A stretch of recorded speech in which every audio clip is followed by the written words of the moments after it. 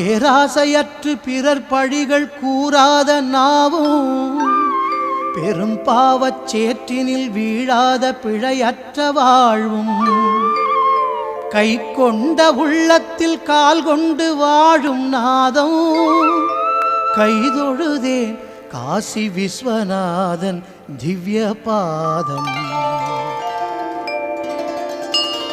சித்தமெல்லாம் சிவனடிக்கே வைத்த திரு அடியார் கூட்டும் உத்தமம் வைராக்கியம் மனச்சாந்தி அவன் அடியே காட்டும்.